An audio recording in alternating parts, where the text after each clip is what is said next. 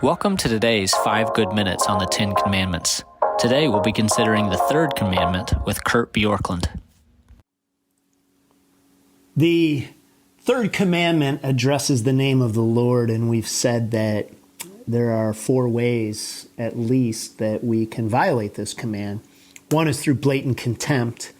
We talked about that yesterday, and today we're going to talk about casual irreverence. And that phrase, all I mean, is using the Lord's name in ways that don't acknowledge that he actually is God.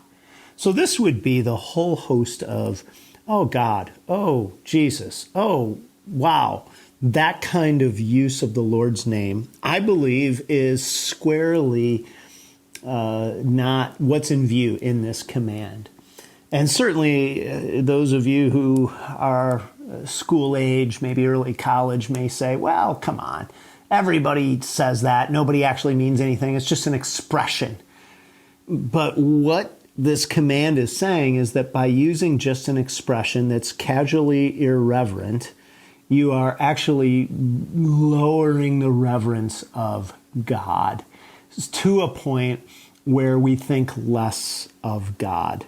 And so whether it's you or other people, just hearing that phrase over and over again in our culture actually is exactly what's in view here, is it causes us to think less of God. There was a political candidate in the late 20-teens into the early 2020s who made a habit of name-calling his opponents. And certainly he would use names that at times were filled with blatant contempt, and at other times were just almost casual, playful irreverence. But part of what at least some people thought worked and other people was a complete turnoff, but was that it would often stick in such a way that it made that person less serious, seem less serious, because then people would say, oh, it's this, and then they would use the phrase. And it demeaned the significance or seriousness of other candidates. Now, as a political strategy, you can argue about whether or not that's good decor or just smart politics.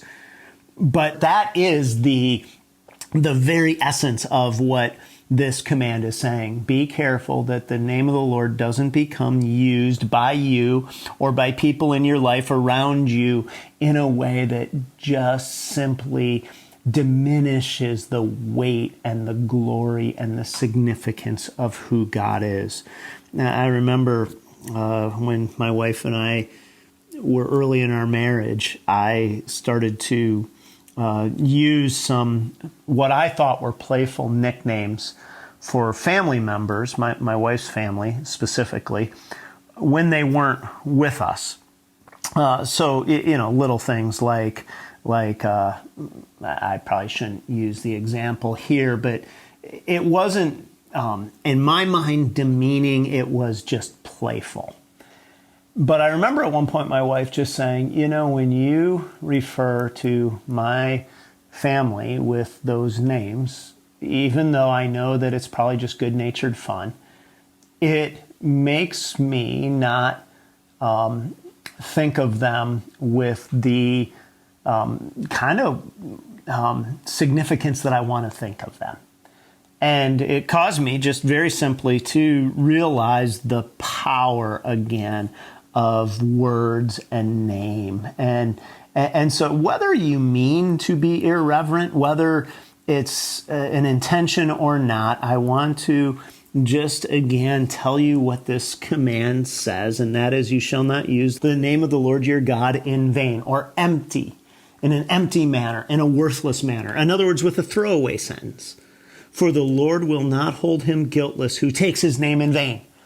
Notice that phrase is God just saying, this is how seriously I take this. This isn't just my preference, but I want you to only utter my name when you are using it to give me glory and honor and deference.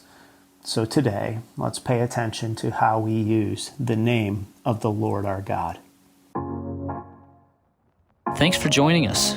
Be sure to check out all our content and podcasts on Orchard Hill Plus. You can find that and so much more on our website or the Orchard Hill app.